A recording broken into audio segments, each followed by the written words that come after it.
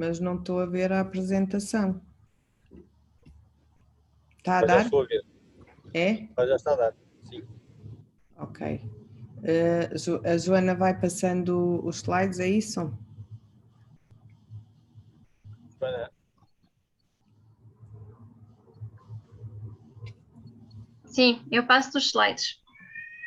Pronto. Então, em primeiro lugar, quero-me apresentar. O meu nome é Sónia André, sou pneumologista intensivista no Centro Hospitalar do Porto e venho-vos falar de ventilação não invasiva, isto após falarem de princípios básicos de ventilação mecânica. Pronto, a minha intenção é assim um bocadinho ambiciosa, se calhar vou tentar ser sucinta, pronto. Mas quero falar de mecanismos fisiopatológicos de insuficiência respiratória aguda, opções terapêuticas, indicações de VNI, quais os modos utilizados na ventilação não invasiva, como é que se regulam as fases do ciclo respiratório neste suporte ventilatório, as configurações de parâmetros no ventilador, quais em situações até de especificidades ou particularidades, falar do air trapping, sincronismo de uma forma muito passageira, mas que depois é algo importante, e da monitorização e otimização do tratamento. Todos nós já sabemos que o processo da respiração inclui 4 processos fisiológicos e que a ventilação pulmonar faz parte tanto deste processo, e que, havendo uma disfunção em qualquer um deles, irá acontecer a insuficiência respiratória. Vamos incidir sobre a ventilação pulmonar. E nós sabemos que a ventilação pulmonar se refere à renovação de ar no sistema respiratório em cada ciclo respiratório, e que este processo resulta da inspiração.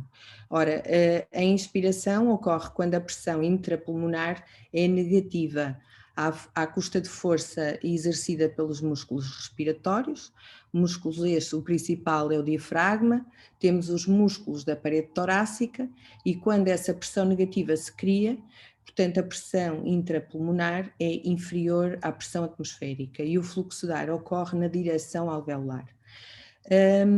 Quando há um equilíbrio entre a pressão alveolar e a pressão atmosférica, há o cessar do fluxo aéreo. E a expiração, que é um processo passivo, ocorre no sentido inverso, isto é, a pressão intrapulmonar que se torna positiva face às forças de retração elástica e ao relaxamento destes músculos respiratórios, faz com que a pressão intrapulmonar se torne positiva relativamente à pressão atmosférica e o fluxo de ar sai no sentido inverso. Portanto, acontece então o fim da inspiração quando voltamos a uma situação de repouso, que é a situação da capacidade residual funcional. Ora, na ventilação pulmonar nós referimos-nos muitas vezes ao volume minuto. O volume minuto, que é a quantidade de ar que entra no sistema respiratório a cada minuto. E este é o principal determinante da pressão parcial de CO2. Portanto, se há um aumento do volume minuto, nós temos uma redução dos níveis de CO2. Isto é importante sabermos, porque daí vem a necessidade, muitas vezes, de corrermos para o suporte ventilatório. Como o volume corrente depende do volume alveolar e do espaço morto, se nós tivermos uma situação de um espaço morto estável, o volume alveolar influencia mais o volume minuto do que a frequência respiratória. Isto é um facto. Portanto, ao aumentarmos a frequência respiratória na ventilação pulmonar, ao doente aumentar a sua frequência respiratória, vai reduzir o volume alveolar e por isto vai comprometer as trocas gasosas e aumenta o trabalho respiratório, podendo, por isso, entrar numa situação de insuficiência respiratória e de exaustão e falência até. Ora, isto para se perceber melhor, quando uma pessoa se encontra em esforço, com aumento das necessidades ventilatórias, o que é que acontece no indivíduo saudável? Ele consegue aumentar o volume corrente, isto com base no volume de reserva inspiratório e no volume de reserva expiratório. Portanto, o doente tem uma reserva para poder aumentar o seu volume corrente. Num doente com baixa reserva pulmonar, ele não vai conseguir, portanto, vai aumentar a sua frequência respiratória e com isto, o que já falámos, reduzindo o volume alveolar, aumento do trabalho respiratório. Portanto, nós devemos, ou cada pessoa tem uma ventilação mínima necessária para manter um CO2 dentro dos limites normais. Claro que isto depende também da produção e do consumo de CO2, depende do espaço morto e depende da ventilação minuto, como já o referi. E também é preciso ter a noção de que há uma ventilação máxima para cada indivíduo, isto é, aquela que cada um consegue suportar sem desenvolver fadiga dos músculos respiratórios. Portanto, quando a carga da ventilação mínima é superior à carga da ventilação máxima, nós vamos ter uma situação de excesso de trabalho e de hipoventilação. Voltando à base da insuficiência respiratória aguda, ela pode decorrer de uma situação de disfunção de bomba e de disfunção pulmonar. Portanto, disfunção de bomba, tudo aquilo que tenho estado a falar relativamente à ventilação pulmonar, em que pode decorrer de uma alteração do sistema nervoso central, de alteração a nível dos nervos periféricos, uma alteração da musculatura e da caixa torácica, e isto então vai decorrer numa insuficiência respiratória hipercápnica. E quando falamos na disfunção pulmonar propriamente dita, temos alterações a nível das vias aéreas ou do parênquima ou do sistema cardiovascular, e nesse caso nós aí temos o componente da insuficiência respiratória hipoxémica. Portanto, elas podem existir ou desenvolver-se de forma isolada ou concomitantemente, e já sabemos disso. Portanto, com várias situações patológicas. Relativamente aos mecanismos de hipoventilação com que nós nos deparamos frequentemente, ora, com a diminuição do drive neurológico nós temos o uso de sedativos, temos situações de hipotiroidismo, temos situações de encefalopatia urémica e na hipoventilação central. Temos também da fraqueza muscular, aquilo que decorre de doenças neuromusculares, da desnutrição e do uso de drogas como corticoides e relaxantes neuromusculares. Quando falamos em aumento do trabalho respiratório, os doentes que nos preocupam logo com base neste parâmetro, é os doentes com baixa reserva, porque têm alterações da caixa torácica, escoliose, trauma torácico, um derrame pleural até, e situações de obstrução da via aérea em que se incluem a asma e a DPOC.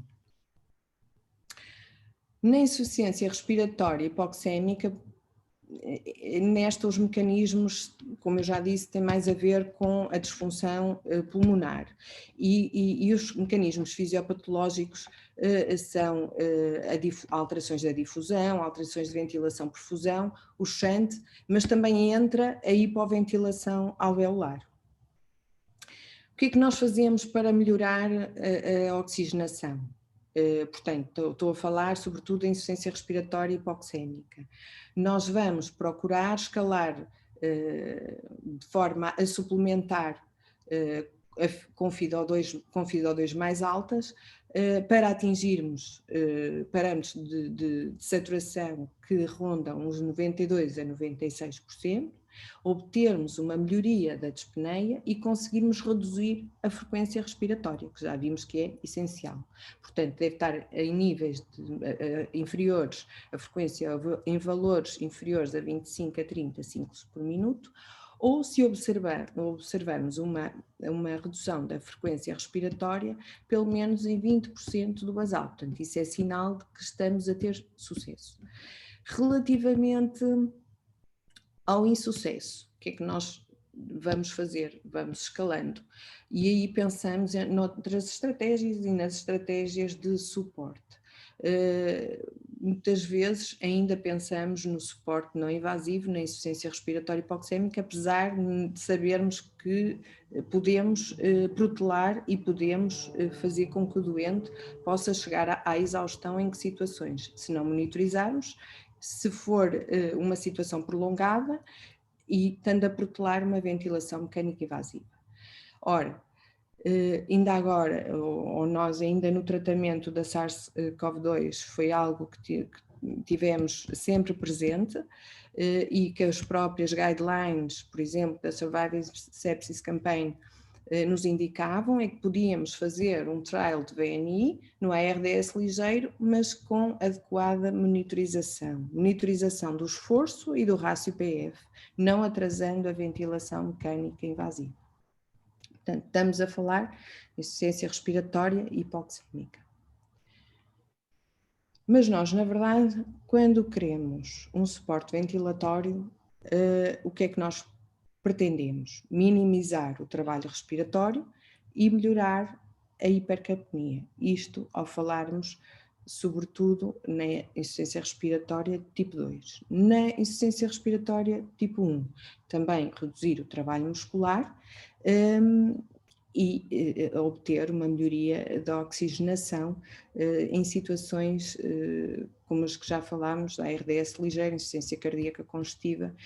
Agora, também podemos ter situações mistas, em que temos uma insuficiência cardíaca congestiva e a DPOC, ou em que temos a DPOC e uma pneumonia. Ora, nestas, a situação de atuarmos com a VNI já será mais adequada e, se calhar, melhor tolerada. Portanto, indicações formais para ventilação não invasiva são sobretudo no doente respiratório agudizado, por exemplo, DPOC, na doença neuromuscular e na obesidade. Isto quando temos critérios de descompensação, nomeadamente pH baixo, CO2 alto e na doença neuromuscular, frequências respiratórias altas e volumes correntes baixos. A asma e a pneumonia não está propriamente indicada, como eu já disse, a ventilação não invasiva. Devemos, numa situação de insuficiência respiratória hipoxémica, já com critérios de gravidade, referenciar aos cuidados intensivos e não protelar a ventilação mecânica invasiva, sobretudo quando o pH já é abaixo de 7,35 e o CO2 superior a 45. Ora, começamos a entrar então na mecânica do suporte ventilatório e sabemos que a ventilação por pressão positiva pode ser uma ventilação parcialmente assistida ou totalmente assistida ou controlada, não é? A ventilação em modo assistido, tal como na ventilação espontânea, vai decorrer de uma pressão negativa nas vias aéreas, que resulta também do trabalho dos músculos respiratórios, que dá início ao fluxo de ar e ao fornecimento da pressão positiva ao sistema respiratório. E na ventilação em modo controlado, a respiração é completamente passiva, portanto nós não temos pressão muscular, esta é zero, quer por falência dos músculos respiratórios, quer em situações de sedação ou de relaxamento neuromuscular que é induzido por nós.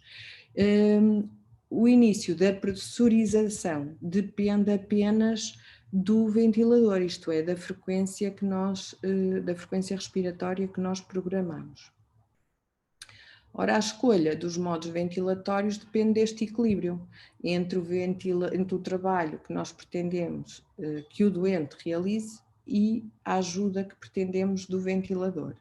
Se pretendermos uma ajuda completa ou total do suporte ventilatório, neste caso optamos pelos modos controlados.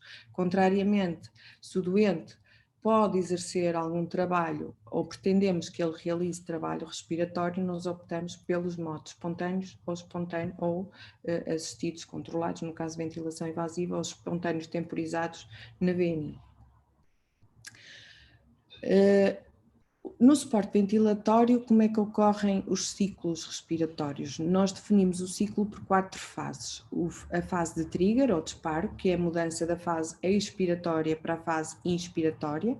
Esta fase é iniciada pela detecção de uma pressão ou de um fluxo, no caso dos modos espontâneos ou assistidos, e é temporizada nos modos controlados.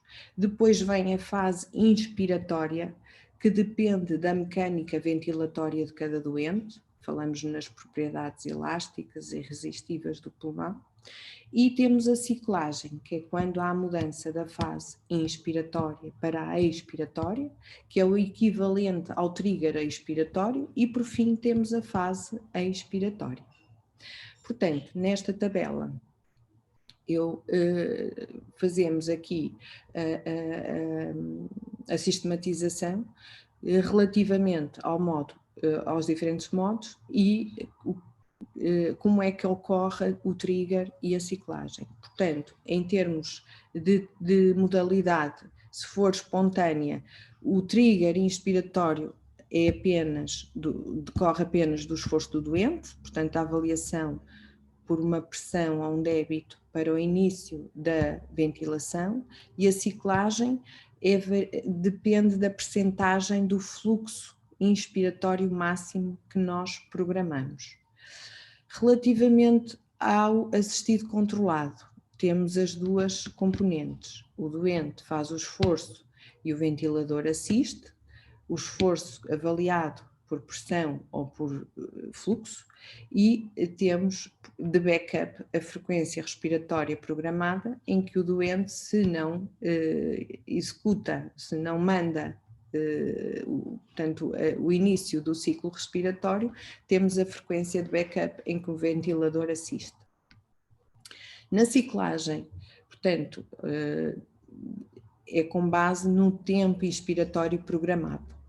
Relativamente ao modo controlado, já não entra o esforço do doente, temos apenas a frequência respiratória programada e os ciclos são com base nesta configuração. A ciclagem com base no tempo inspiratório programado. Ora, o suporte ventilatório pode ser controlado por pressão ou por volume, e na VNI quase sempre se utilizam os modos de pressão, e a colega ontem já provavelmente terá referido que se temos uma ventilação que é variável, em que a variável de controle é a pressão, esta mantém-se constante na inspiração, variando o volume de acordo com o esforço do doente e com variáveis da sua mecânica ventilatória.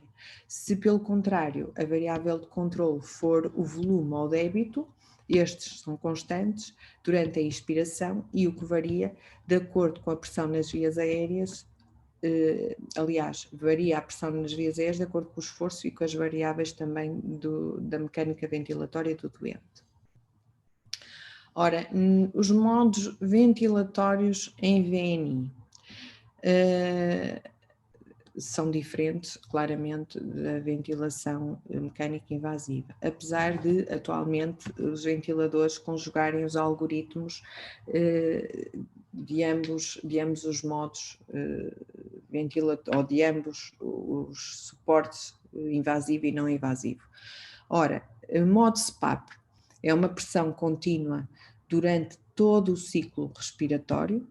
Esta pressão mantém-se na inspiração e durante a expiração do doente, não promove suporte ativo dos músculos respiratórios, portanto não faz variar o volume corrente. Portanto, a frequência respiratória, o volume e o fluxo dependem apenas do esforço respiratório do doente, e não há trigger nem há ciclagem. Portanto, o que vai aqui fazer é melhorar a capacidade residual funcional, melhorar a oxigenação, a abertura dos alvéolos colapsados e reduz o chanto pulmonar. Quando falamos num modo binível, temos duas pressões, não é? Pressão inspiratória e pressão expiratória. Podemos falar de pressão de suporte. Portanto, na pressão inspiratória, o que é que nós temos? Uma diminuição do esforço muscular inspiratório ou diafragmático. Será esta a intenção de atribuir uma pressão positiva na inspiração, e há uma resposta quase imediata quando atribuímos esta ajuda, esta pressão, na diminuição da frequência respiratória e no aumento do volume corrente. Ora, isto vai melhorar a ventilação e a insuficiência respiratória tipo 2. Iniciamos como? Com pressões à volta de 8, 12 centímetros de água, e podemos ir subindo de acordo com a tolerância do doente. Em termos de objetivos, queremos frequências respiratórias, mais uma vez, abaixo de 25 ciclos por minuto, e em termos de volume corrente, entre os 6 e os 8 ml/kg do peso ideal. Em relação ao EPAP, ou à pressão positiva expiratória, ela vai prevenir então colapso alveolar, promover o recrutamento alveolar, aumento da capacidade residual funcional, melhoria da permeabilidade das vias aéreas e melhor oxigenação. O início de compressões cerca de 4 cm de água para pelo menos evitar o rebreathing. Ora, quando falamos neste modo binível, vamos então primeiro falar do modo espontâneo, em que o doente controla o início e o fim da inspiração. Neste caso, o que temos que definir apenas o IPAP e o EPAP, a sensibilidade do trigger inspiratório e da ciclagem, que pode ser até automática. O ventilador detecta o início da respiração através do esforço do doente e ativa a IPAP, em resposta com um aumento de fluxo de ar. A frequência respiratória e o padrão respiratórios são determinados pelo doente, portanto nós não temos frequência respiratória de backup. Aqui é importante o quê? Termos atenção, porque o doente pode fazer apneias, pode ter uma depressão do estado de consciência e redução do drive respiratório, e temos que estar atentos porque não temos a ajuda para o suportar. Quando falamos no espontâneo temporizado, aqui já temos que já temos a frequência respiratória de backup que acrescentamos ao modo anterior. O ventilador assiste qualquer respiração iniciada pelo doente, mas também poderá fornecer ciclos mandatórios, ciclos adicionais, isto é, quando o doente não respira, irá iniciar-se o ciclo com a frequência de backup. No caso do ventilador de cuidados intensivos, com algoritmos próprios para VNI, nós podemos configurar a EPAP através da PIP, pressão positiva no fim da expiração, e através da pressão de suporte nós conseguimos estabelecer também uma pressão inspiratória correspondente ao IPAP, que será a pressão total, a pressão da PIP mais, aliás, a pressão da PIP, sim, da EPAP, mais a pressão de suporte. Devemos ter sempre em mente que quando mudamos o IPAP, não alteramos o EPAP, isto em qualquer ventilador, estamos a redefinir a pressão de suporte. Portanto, se queremos manter, temos que ajustar ambas as pressões. Relativamente ao modo temporizado, aqui não existe o trigger, não é? Porque os ciclos vão ser da frequência respiratória programada. Temos que estabelecer as pressões, claro, como é óbvio, e em termos, e podemos estabelecer um tempo inspiratório mínimo e um máximo, ou uma relação IE. Portanto, a frequência respiratória e o tempo inspiratório programados são administrados independentemente do esforço do doente e, portanto, a ventilação é totalmente controlada pelo ventilador. Aqui o principal problema são as assincronias. Depois, nos ventiladores de ventilação não invasiva, ainda conseguimos ter o modo AVAPS, em que é um modo de pressão, mas que nos assegura um volume corrente médio desejado. Nestes modos nós conseguimos definir uma pressão inspiratória mínima e uma máxima, além do EPAP, e com isto vamos ter uma pressão de suporte que é variável, mas conseguimos ter um volume corrente médio desejado. Portanto, com esta variação da pressão de suporte, de forma a conseguir estabelecer ao longo de alguns ciclos este volume. Ora, este modo está sobretudo indicado para doentes com baixa compliance, que não conseguem atingir o volume desejável, e sobretudo nos doentes já respiratórios ou com problemas de ventilação, como os neuromusculares, os doentes com doença restritiva ou doenças da parede torácica e os síndromes de hipoventilação, obesidade. Ora, como é que vamos configurar os parâmetros que falámos no ventilador? Portanto, nomeadamente o trigger, a pressão de suporte, o tempo inspiratório, a frequência, a ciclagem. Ora, vamos abordar cada um deles. O parâmetro, o trigger é muito importante no sentido de estabelecermos a sincronia entre o doente e o ventilador. Portanto, o ventilador deve reconhecer os esforços inspiratórios realizados pelo doente e, por isso, um trigger mais sensível requer menos esforço, ou seja, uma pressão menos negativa, menos fluxo para ativar o ventilador. Portanto, é necessária uma pressão muscular mais alta, mais baixa. Mas por outro lado também demasiado sensível pode dar origem à ativação do ventilador de forma inapropriada, daí as assincronias. Portanto, devemos avaliar bem o termo de sensibilidade que pretendemos. Além disso, nos ventiladores de ventilação não invasiva, nós temos os termos baixo, médio ou alto, de acordo com baixo, pouco sensível, médio ou alto. O alto é o mais sensível. Nos ventiladores de cuidados intensivos, o trigger inspiratório é configurado em modo de fluxo ou de pressão e o trigger de fluxo é mais sensível, portanto, quando pomos um valor com maior sensibilidade, podemos estar a promover assincronias, como eu disse, e normalmente na ventilação invasiva configuramos o fluxo à volta de 1-2 litros por minuto e na ventilação não invasiva nos 2-3 litros por minuto. Em relação ao rise time, ou à rampa, ao tempo de subida, portanto, traduz o tempo que o ventilador demora a mudar do IPAP para o EPAP, portanto, quando se inicia o ciclo respiratório.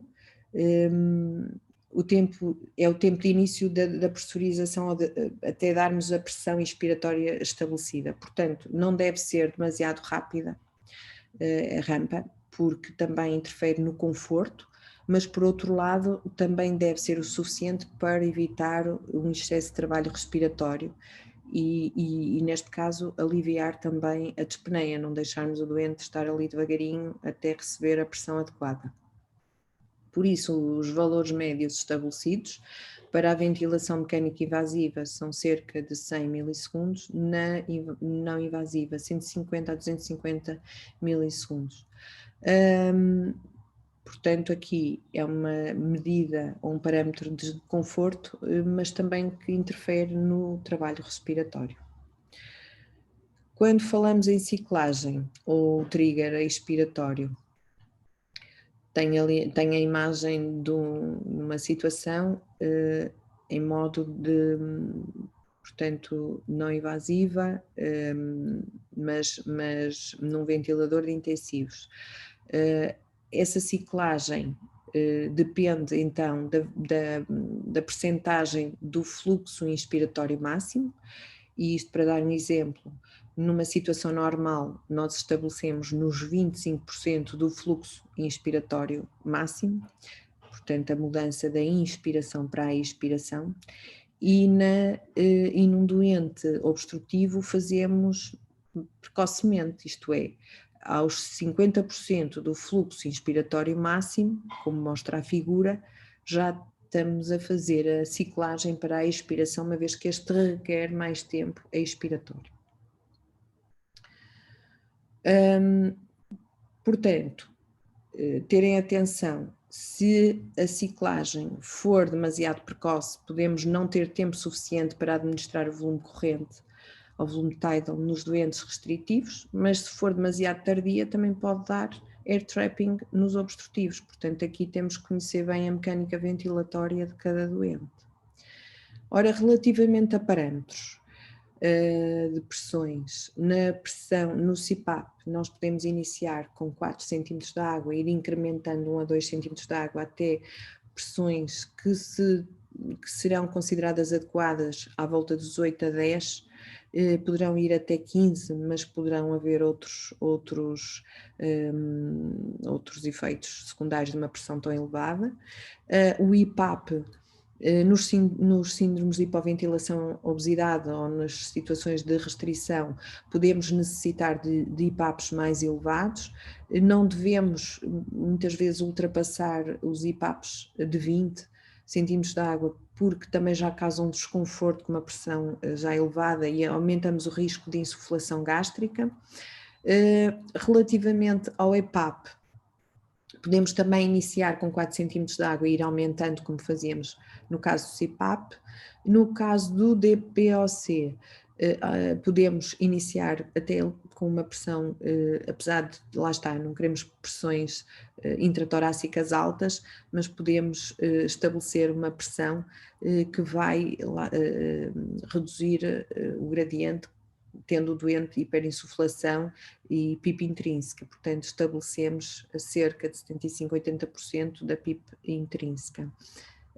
Relativamente à frequência respiratória, deve ser uma frequência abaixo da frequência do doente, não muito abaixo da frequência do doente, para o ajudar no início, quando ele está também numa fase aguda e na fase de fome de ar, e nós poderemos estabilizá-lo até com frequências mais próximas da dele, mas depois devemos reduzir, e o normal seria ter entre 8 a 14 de backup, mas lá está, pode ficar nos 3 abaixo da frequência do doente. Relativamente ao tempo inspiratório, habitualmente o tempo inspiratório é 33% do tempo total do ciclo respiratório. Para isso estabelecemos a razão e é de 1 para 2. No DPOC o tempo inspiratório é mais curto e, portanto, será à volta dos 25%. Temos uma relação IN que o ideal seria 1 para 3 para evitar o air trapping. Relativamente ao tempo inspiratório, nós estabelecemos entre os 0,5 e 1,5 segundos, no DPOC entre 0,3 a 1 segundo.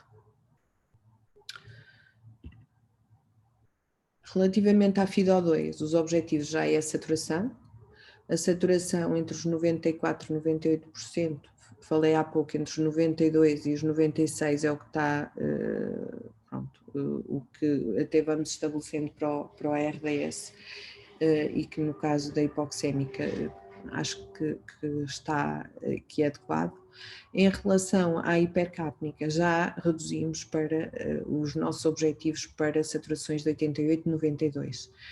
Relativamente ao trigger inspiratório, habitualmente pomos uma sensibilidade média, o mesmo para a ciclagem. Recordo que os ventiladores de não invasiva têm este tipo de nomenclatura, sensibilidade média e alta ou baixa, e no DPOC a sensibilidade é mais alta, porque em situações de hiperinsuflação a ativação e a redução o esforço muscular é maior para ativar o ventilador, portanto a sensibilidade tem que ser mais sensível. O rise time, o mínimo possível tolerado pelo doente, e no caso do DPOC o tempo mais curto possível, porque vamos encurtar também o tempo inspiratório para lhe darmos mais tempo a expirar. Relativamente à otimização da hipoxémia, para melhorar a insuficiência respiratória hipoxémica, nós claramente temos que tratar a causa, identificá-la e tratá-la, considerar então, como falei, oxigenoterapia suplementar, ir aumentando o aporte de acordo com aumentando ou diminuindo, mantendo os valores-alvo, e podemos lá estar no suporte ventilatório aumentar a EPAP. Quando queremos otimizar o trabalho, ou a hipercapnia e o trabalho respiratório, neste caso, além de determinar e tratar a causa, otimizar o volume corrente, aumentando a pressão de suporte, ou IPAP. Melhoramos também a sincronia do doente com o ventilador, atenção às rampas, aos tempos inspiratórios, à ciclagem, identificar sinais de hiperinsuflação dinâmica, que também poderão estar implicados numa hipercapnia que não cede. Além dos broncodilatadores, podemos reduzir ao IPAP e melhorar a sincronia. No caso da autopip, ponderar se estamos com uma EPAP adequada, sempre com o receio, todos nós sabemos, de um pneumotórax, não é? Mas estabelecer um EPAP que reduza o esforço quando o doente está em espontânea, no caso da VNI, que reduza o seu esforço pelo gradiente da autopip ou da PIP intrínseca. Ora, o que traduz no gráfico do fluxo essa situação da autopip ou de PIP intrínseca será o que nos mostra a verde, o gráfico de fluxo, em que, porque há um encurtamento da fase ou um aumento do tempo expiratório, que é curto para a insuflação pulmonar, nunca temos o fluxo a vir à linha de base, que traduzia o zero, e portanto não há aquela fase de equilíbrio entre a pressão alveolar e a pressão do circuito, havendo um aumento da pressão intraalveolar. Portanto, dentro das causas que podem resultar num aumento da pressão da autopip, é o broncoespasmo, é situações em que o doente estava entubado, é a autopip, é o estreitamento ou kicking do tubo, o facto de termos as secreções, válvulas exalatórias, o umidificador, aliás, o filtro com componente do umidificador. Além disso, o enfisema, também pelo facto de não haver uma força de recolha elástica adequada, e um aumento do volume minuto com redução do tempo expiratório. Portanto, nestas situações há que corrigir e diminuir o rácio IE, diminuir a frequência respiratória e diminuir o tempo inspiratório, reduzindo também o tempo de rampa. Nas assincronias, existem situações associadas ao trigger,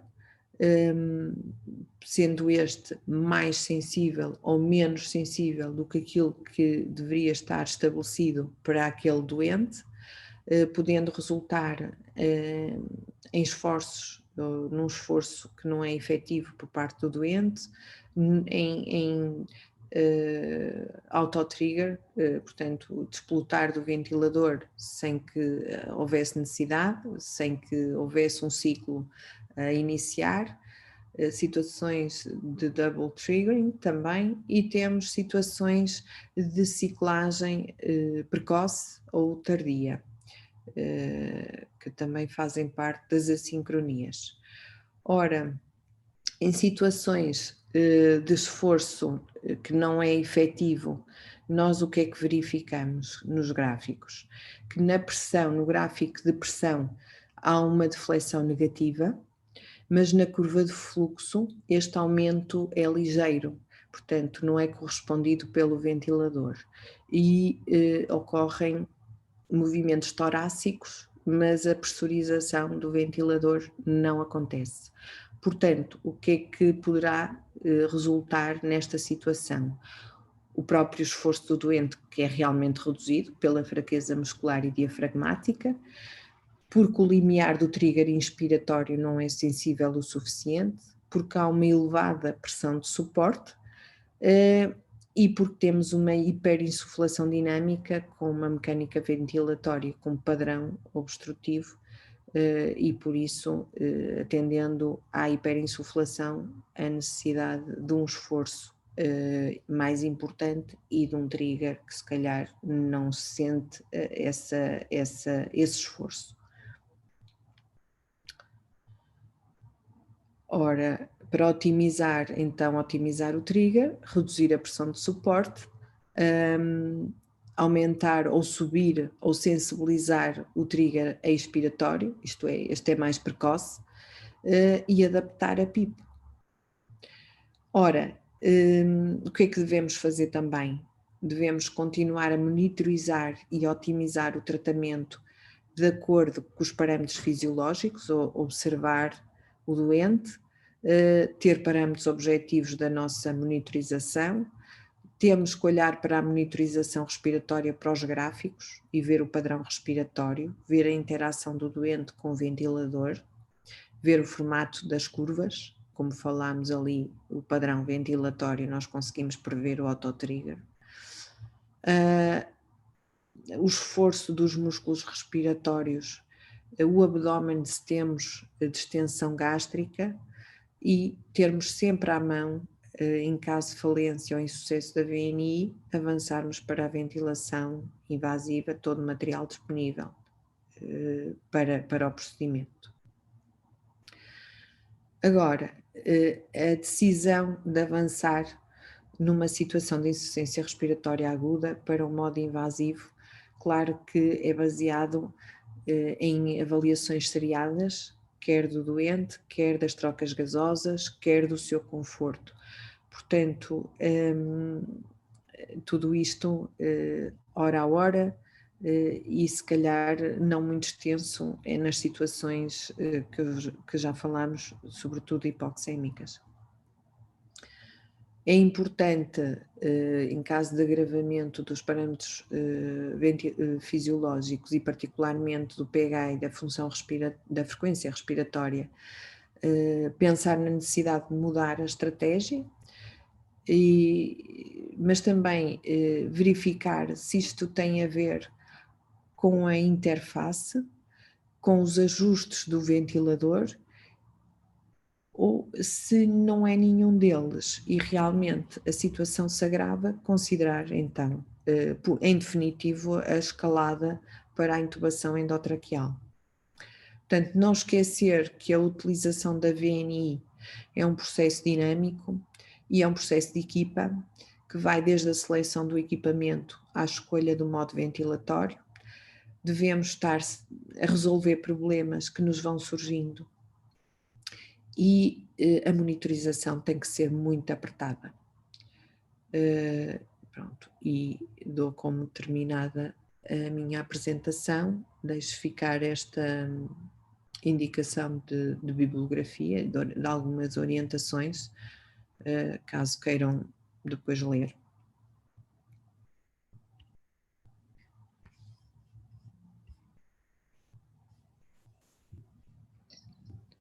Sim? Muito bem. Alguém quer fazer algum comentário, alguma pergunta?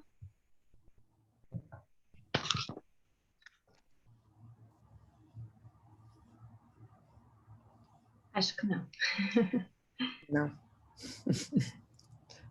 Sónia, muito obrigada pela tua apresentação. Depois de um início atribulado, acho que conseguimos passar as mensagens. Muito obrigada e espero que façam proveito de todo este empenho vosso, não é? na formação dos internos, que acho que é muito positivo. Sim, acho que sim. Muito bem. Alguém que tem alguma questão que queira colocar? Se não, se ninguém tiver questões, daremos por encerrada a apresentação. Espero que amanhã não haja tantos problemas técnicos, que consigamos resolver a tempo. Agradeço a todos os participantes e espero que tenham apreciado a apresentação. Amanhã não se esqueçam então, temos a apresentação sobre nutrição clínica com o Dr. Aníbal. Obrigada a todos e uma boa noite.